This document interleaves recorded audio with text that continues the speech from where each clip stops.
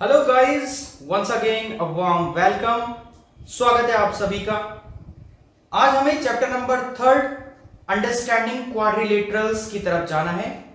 Last videos में हमने सब कुछ एक्सरसाइज 2.6 तक खत्म करके उसके क्वेश्चंस को डिस्कस भी कर लिया था, डाउट सेशन भी रख लिया था। तो आज हम चैप्टर नंबर 3 की तरफ जा रहे हैं, जो कि एक बहुत इंपॉर्टेंट टॉपिक है। इसके अंदर कई सारी ऐसी चीजें बताने वाला हूं जो आगे जाके कंपटीशन लेवल तक आपको बहुत फायदा पहुंचाने वाली है। ध्यान से एक बात को समझते जाना, कहीं कुछ प्रॉब्लम होगी तो एक डाउट सेशन मैं इसमें भी रख लूंगा, वहां पे आप बता देना और वो सब चीजें क्लियर हो जाएंगी। तो चलिए आइए शुरू करते हैं हम इस chapter. Chapter name is understanding quadrilaterals.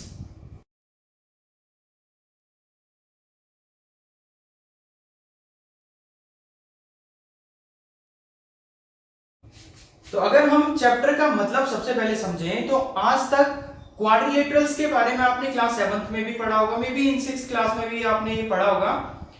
Quadrilaterals आप सिर्फ इतना जानते हैं कि 4 साइडेड बाउंडेड फिगर होता है, 4 साइड से घिरा हुआ फिगर क्या हो गया, क्वाड्रिलेटरल्स हो गया। लेकिन इसके पीछे लॉजिक क्या है ये आज हमें समझना है। सबसे पहले हम एक पिन पॉइंट से शुरू करेंगे, दैट इज कर्व। कर्व क्या होता है, राइट? तो बड़े ध्यान से समझना, क्योंकि मैंने बता दिया है कि ये अभी से चल के आपको कंपटीशन लेवल तक बहुत हेल्प करने वाला है, राइट? तो देखिए, सबसे पहले हम एक पॉइंट पढ़ने वाले हैं, कर्व। कर्व क्या होता है? अगर हम कुछ पॉइंट्स को मिला के एक लाइन बना देते हैं, या सिंपल मैं ये कह दूं कि मैं पॉइंट्स को मिला दूं, अ कॉम्बिनेशन ऑफ पॉइंट्स। जैसे मैंने कुछ पॉइंट्स, ये कुछ पॉइंट्स मिलाए, ये कुछ पॉइंट्स दिए हैं मेरे पास, मैंने इनको मिला दिया, दैट इज अ कर्व। ये कर्व हो गया, ठीक है। अगर मैं एक लाइन खींचता हूं, ये भी तो कुछ ना कुछ पॉइंट से मिलकर बनी हुई है, इसका मतलब line is also a curve, right?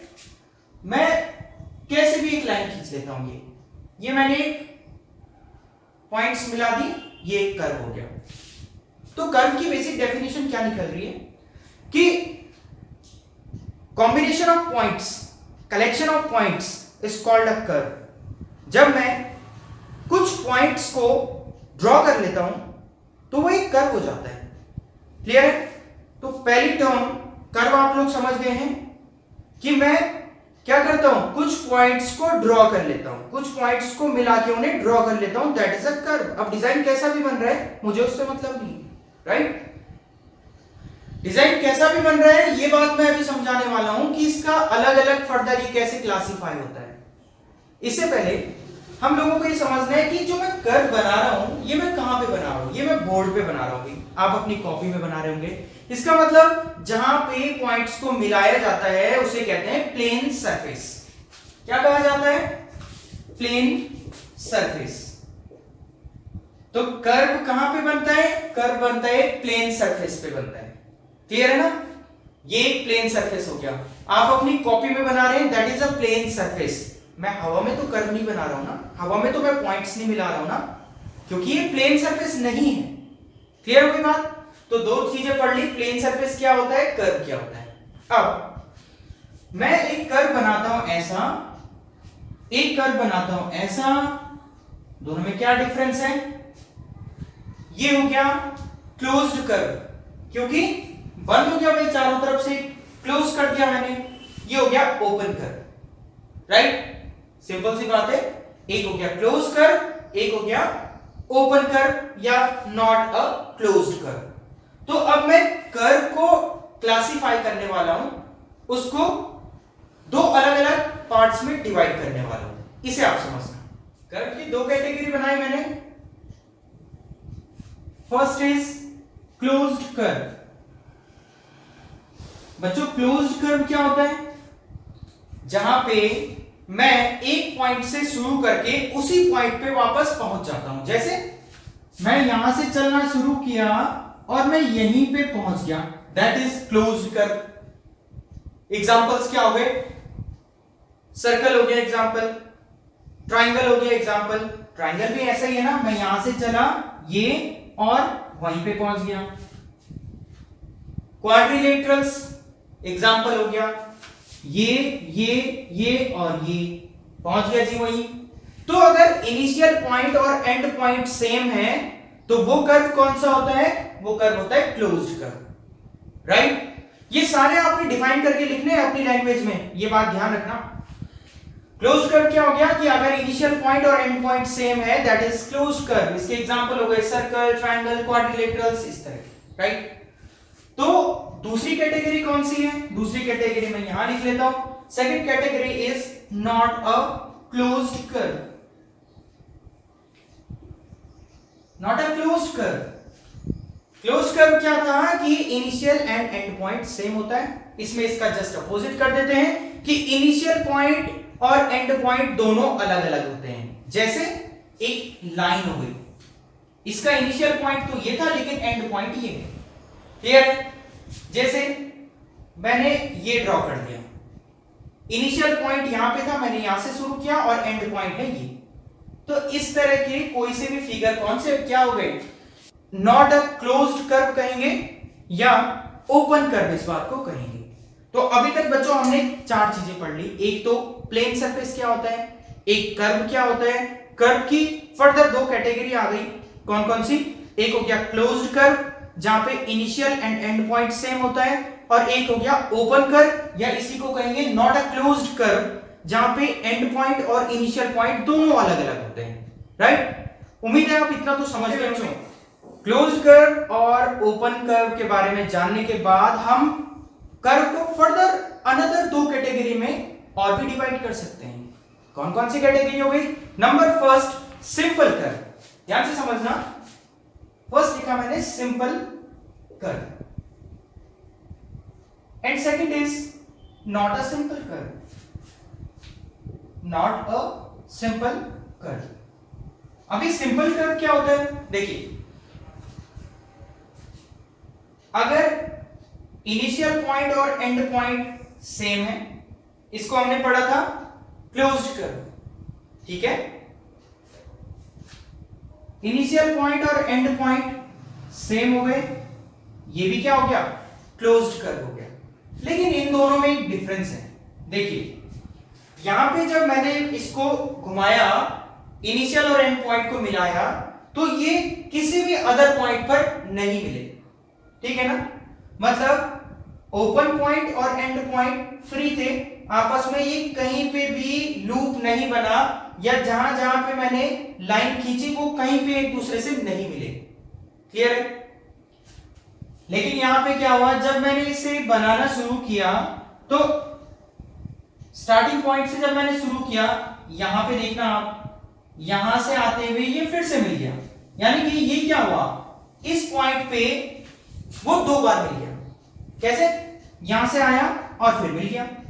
तो इस तरह का फिगर सिंपल फिगर नहीं होता है, और ये हो गया एक सिंपल कर्व। तो फर्दर दो कैटेगरी कौन कौन सी आई? एक हो गया सिंपल कर्व जो कि इनिशियल और एंड पॉइंट पे तो मिले, लेकिन वो उसके अलावा कहीं और दूसरी जगह नहीं मिले, राइट? इस कैटेगरी में क्या हुआ? नॉट अ सिंपल कर्व किसे कहेंगे? इनिशियल और एंड पॉइंट पे तो मिलेंगे, लेकिन उसके अलावा भी वो कहीं और मिलेंगे। क्लियर है? तो सिंपल सी बात थी। इतनी चीजें हम पढ़ चुके हैं, इतनी चीजें आपको बिल्कुल समझ आ गई होंगी। अच्छे से इनको अपनी कॉपी में नोट कर लीजिए। ये नोट्स आपके क्लास 8 में ही नहीं, ये आगे भी आपके काम आने वाले हैं, इसे दिमाग में रखना। कॉपी आपकी खो जाएगी, कॉपी आप खो देंगे, लेकिन ये जो दिमाग में आपका सेट हो जाएगा ना आज ये बातें, ये आपके लाइफ टाइम काम आने वाली है। तुम्हें पता है इंजीनियरिंग में, बीएससी में, जहां पे भी मैथ्स का यूज होने वाला है ना, वहां पे ये चीजें बहुत काम आने वाली है। इवन फिजिक्स में जब हम कर्व पढ़ेंगे, ये चीजें बहुत काम आने वाली है। क्लियर है? ओके, तो अब मैं कुछ एग्जांपल्स देने वाला हूं, आप मुझे बताएंगे कि ये कौन सी कैटेगरी है, क्लोज्ड है, नॉट अ क्लोज्ड कर्व है, सिंपल कर्व है, या नॉट अ सिंपल कर्व है। चलिए देखते हैं कितना आता है आपको। तो बच्चों पहला एग्जांपल है,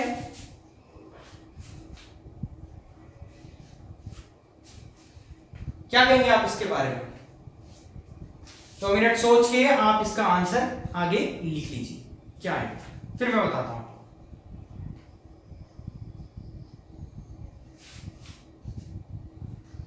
उम्मीद है अब तो आंसर लिख लिया होगा आपने। देखिए सिंपल सी बात, इनिशियल पॉइंट यहां था, एंड पॉइंट यहां है, और हमने पढ़ा है जहां पे भी इनिशियल और एंड पॉइंट अलग अलग होते हैं तो उसे कहते हैं हम not a closed curve. Second example दे रहा हूं मैं, ये क्या कहेंगे आप इसके बारे में? तो it is also not a closed curve.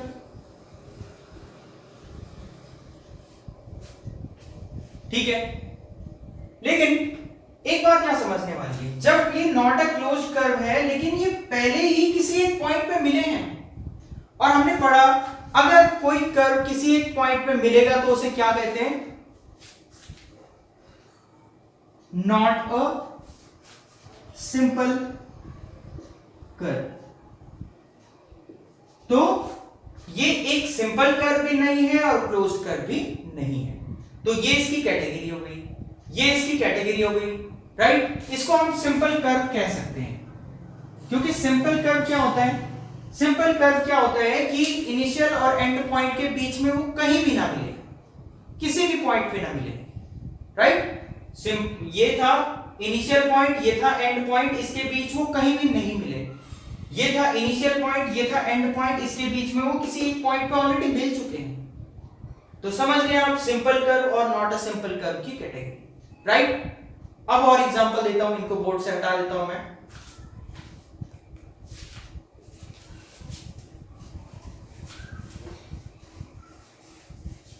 Example number 3 है,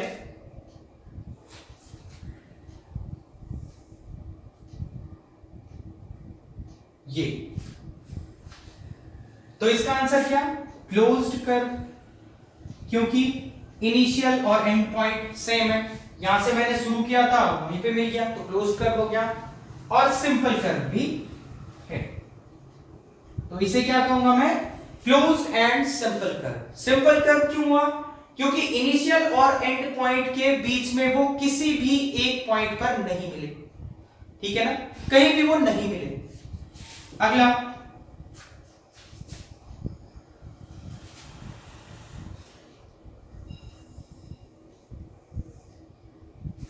राइट, ये कर्व मैंने आपके लिए छोड़ दिया, आप मुझे कमेंट सेक्शन में बताएंगे। मैं एक बार फिर से आपके सामने बना लेता हूं, देखिए।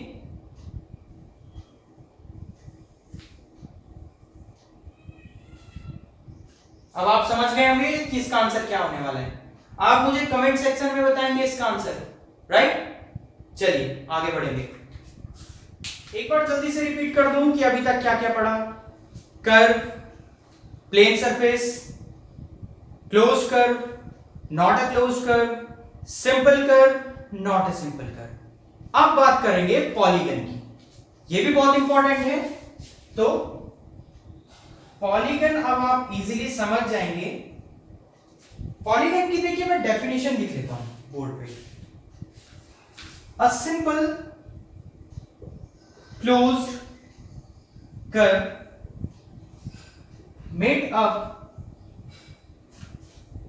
only lines। बस इतनी छोटी सी डेफिनेशन है। क्या क्या मतलब है? A simple closed curve made up only lines, मतलब कि सिंपल क्लोज्ड कर्व होना चाहिए जो कि सिर्फ लाइन से बना हो। मैं 2 सिंपल क्लोज्ड कर्व बना रहा हूं यहां पे, आप समझना।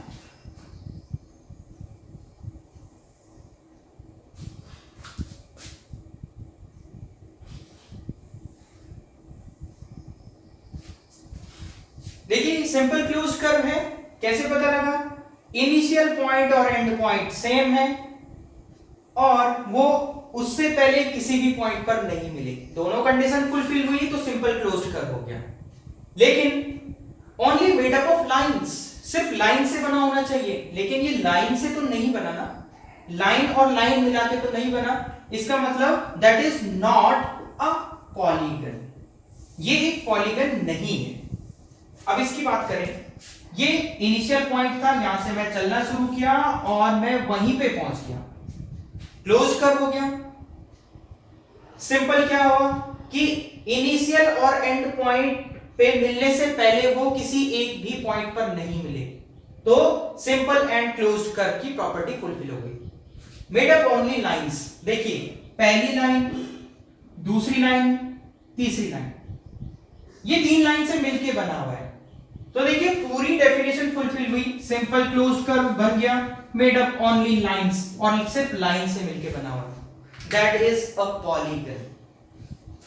पॉलीगन तो उम्मीद है अभी तक बिल्कुल आसानी से आपकी समझ आ चुका होगा कि पॉलीगन क्या होता है, पॉलीगन क्या नहीं होता है। डेफिनेशन सिंपल है, a simple closed curve that is made up of only lines, जो सिर्फ लाइन से मिलके बना होता है, simple closed curve that is a polygon, right. चलिए अब सिर्फ आप पॉलीगन को डिफाइन करेंगे, तो मैं इसको हटा देता हूं। अब पॉलीगन के कुछ अलग अलग, देखिए 3 लाइन से मिलके बना, तो हम इसका नाम ऑलरेडी जानते हैं, क्या बोलते हैं इसे, ट्राइंगल।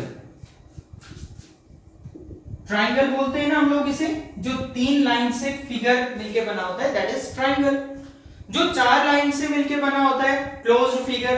अब मैं सिर्फ सिंपल क्लोज्ड कर्व की बात करूंगा, जैसे कि ये, दैट इज अ स्क्वायर या रेक्टेंगल या रोम्बस या पैरेललोग्राम, वो फर्दर डिवाइड होते हैं, लेकिन सबसे पहले 4 साइड से जो बाउंडेड फिगर होता है, that is a quadrilateral.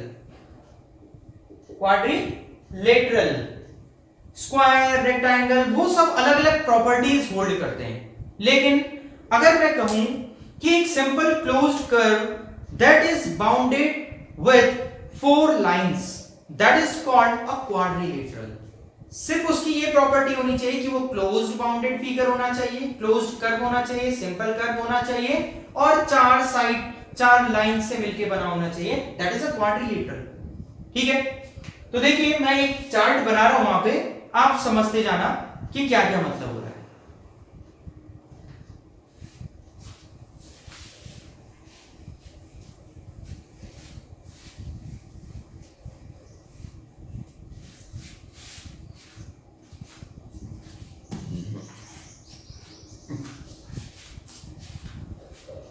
First 3 side से जो फिगर बना है, दैट इज ट्राइंगल।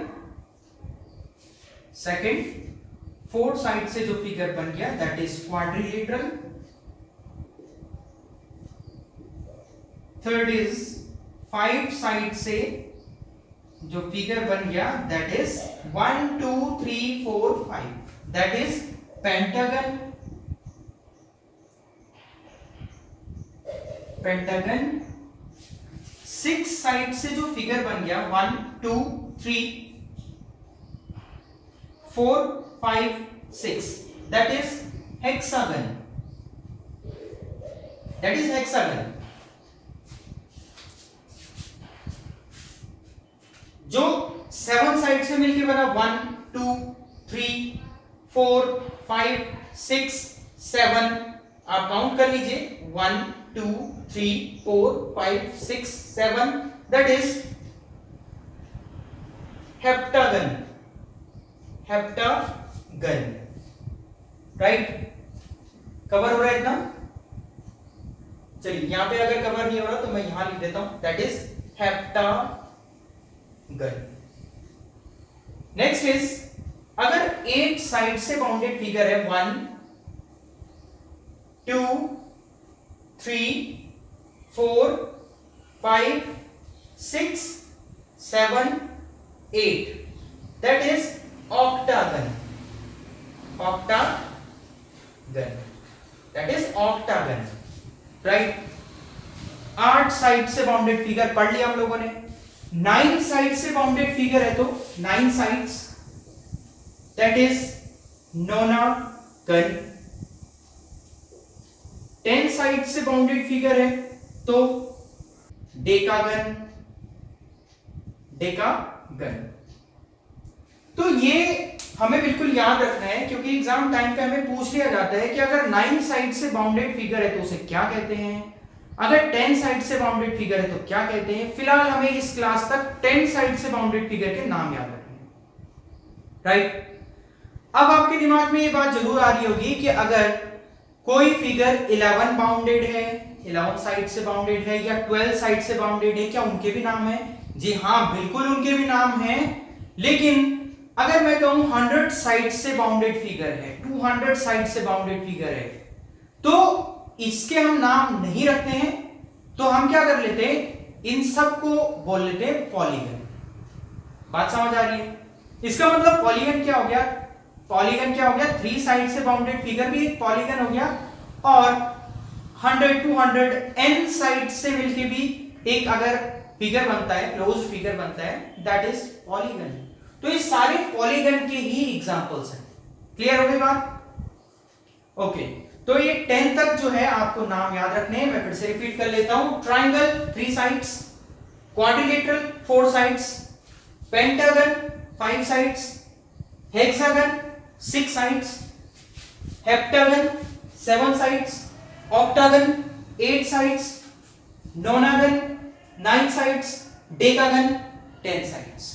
तो इतना आपको याद रख लेना है, इसे आप नोट कर लीजिए अपनी कॉपी में, और कोशिश कीजिए कि आप ये 9 साइड, 7 साइड्स, 10 साइड्स का एक फिगर प्रॉपर बना सके, राइट। इसे आप नोट कर लीजिए।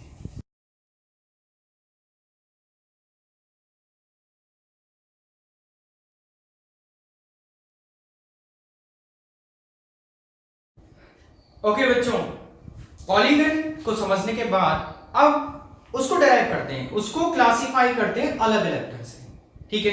देखिए, अगर आप ये बात समझे तो आप किसी के दिमाग में एक क्वेश्चन जरूर उठा होगा कि क्या जो मैं पेंटागन बना रहा हूं, हेक्सागन बना रहा हूं, क्या इसमें हमेशा साइड्स बराबर होती हैं? ट्राइंगल्स में हमेशा साइड्स बराबर होती हैं? ट्राइंगल आप बखूबी जानते हैं, तो ट्राइंगल का एग्जांपल लेते हैं। देखिए, अगर ये एक ट्राइंगल लिया मैंने, ये ट्राइंगल बनाया, इसमें सारी साइड्स बराबर है, ठीक है। क्या कहते हैं उसे? आप पढ़ चुके हैं, इक्विलेटरल ट्राइंगल। सारी साइड्स बराबर है। अगर सारी साइड्स अलग अलग होती है तो that is scalene triangle, right. बताना क्या चाह रहा हूं मैं, देखिए, अगर किसी पॉलीगन में सारी साइड्स इक्वल होती हैं, that is called regular polygon. Regular polygon, regular polygon. अगर मैं एक हेक्सागन बना लेता हूं, 1 2 3 4 5 6, यही जानते हैं ना हम हेक्सागन कि 6 साइड से बाउंडेड फिगर होता है। If all sides are equal, ये इक्वल का साइन बना लिया मैंने, ये दिखाता है कि सारी साइड्स का जो मेजरमेंट है वो इक्वल है, बराबर है। वेरी 5 सेंटीमीटर है तो ये भी 5, ये भी 5, ये भी 5, ये भी 5 एंड ये भी 5। इस तरह के फिगर को हम क्या कहेंगे? Regular hexagon, regular hexagon. तो देखिए, रेगुलर हेक्सागन क्या होता है या रेगुलर पॉलीगन क्या होता है? मैं रेगुलर पॉलीगन की बात कर रहा हूं। रेगुलर पॉलीगन होता है कि किसी पॉलीगन में, चाहे वो कितनी भी साइड्स हो, वहां पे सारी साइड्स अगर इक्वल हैं तो वो हो गया रेगुलर पॉलीगन। अगर एक भी साइड अलग हो गई तो उसे कहते हैं इरेगुलर पॉलीगन या not a regular polygon, right. Simple है। अगर मैं एक फिगर बना लूं, एक ट्राइंगल ही बना लेता हूं मैं ऐसा, क्या इंडिकेट कर रहा है कि ये साइड और ये साइड तो बराबर है लेकिन ये साइड अलग है, तो इसे क्या कहेंगे हम? Irregular triangle. हालांकि इसका बाद में नाम रख दिया, आइसोसेलेस ट्राइंगल बोल लेते हैं, लेकिन उससे पहले इरेगुलर पॉलीगन या इरेगुलर ट्राइंगल कहेंगे, ओके। और इसी तरह से अगर मैं बात करूं 1 2 3 4 5 6, ये इक्वल, ये अलग, ये इस तरह से। देखिए 1 और 2 ये डॉट क्या इंडिकेट कर रहे हैं कि ये और ये तो बराबर है, और यहां से ये और ये बराबर है, मतलब कुछ तो साइड्स अलग है, राइट। अगर मैं सिर्फ इसको और इसको देखूं तो ये दोनों आपस में अलग हो गई। मैंने कहा एक के अलावा कोई सी भी अगर अलग हो जाती है तो वो इरेगुलर हो जाता है, तो इसका क्या नाम बोलेंगे हम, इरेगुलर हेक्सागन। बात समझ में आ गई। तो रेगुलर और इरेगुलर ये दो कैटेगरी डिवाइड हुई हैं, आप इसको अच्छे से मेंशन कर दीजिए विद एग्जांपल्स। रेगुलर क्या हो गया, जब सारी साइड्स इक्वल होती है। इरेगुलर क्या हो गया, जब at least one side should be different from another side. ठीक, एक साइड किसी भी दूसरी साइड से अलग हो जाती है, जैसे ये साइड इससे अलग हो गई, ये साइड इससे अलग हो गई, राइट। तो इसे आप नोट कर लीजिए।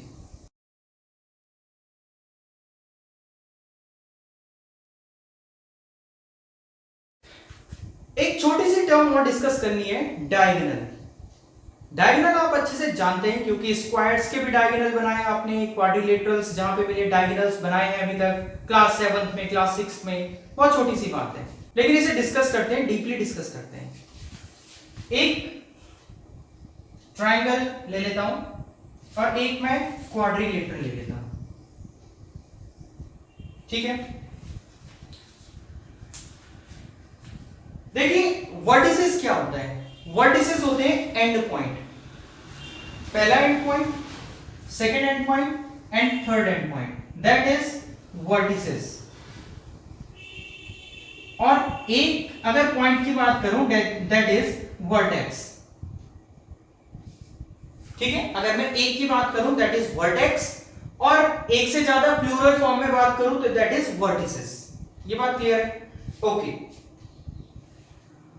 कॉन्जिक्यूटिव क्या होता है, कॉन्जिक्यूटिव होता है लगातार। देखिए 1 2 3 ये लगातार हो गए, 1 के बाद ये, इसके बाद ये, ठीक है, ओके।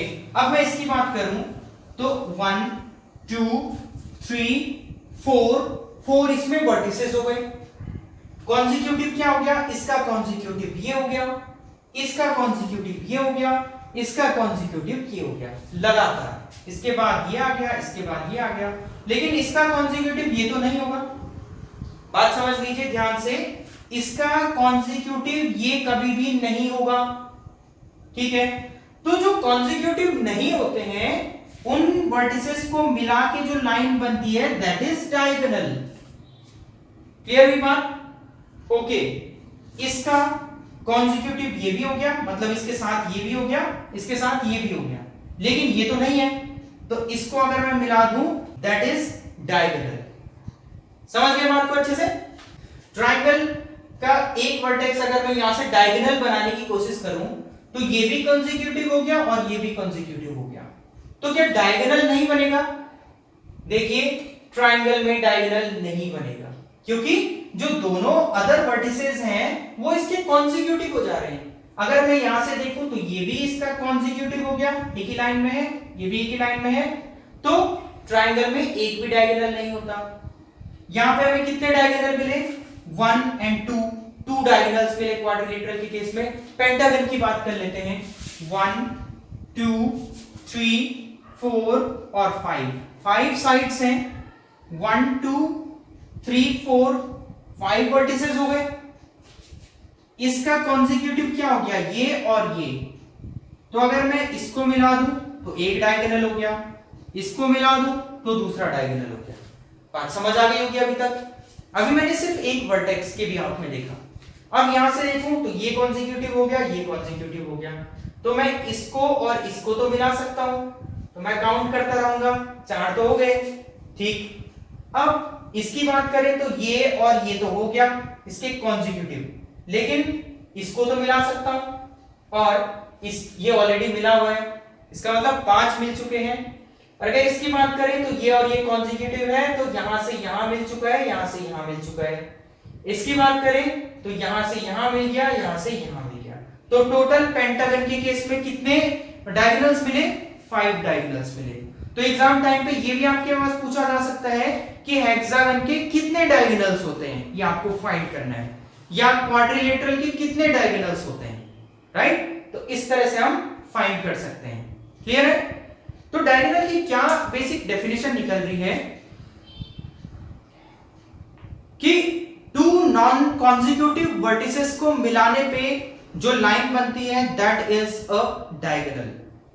बात समझ में आई? फिर से रिपीट कर रहा हूं। इन अ सिंपल क्लोज्ड कर्व, या जिसे हम पॉलीगन भी कह लेते हैं, या अब कहूं तो in a polygon the line made up of non consecutive vertices is called diagonal. तो ये डेफिनेशन आप अपनी कॉपी में भी लिख सकते हैं, बहुत इंपॉर्टेंट होने वाली है। और किस तरह से हम डायगोनल्स निकाल रहे हैं ये भी आपको आ जाना चाहिए। तो मैं आपको एक काम दे रहा हूं, आप एक रेगुलर हेक्सागन बनाइए, उसमें आप बताइए कि नंबर ऑफ डायगोनल्स कितने होंगे। नीचे कमेंट सेक्शन पे आप कमेंट कर दीजिएगा। 2 कमेंट जरूर करने आपने।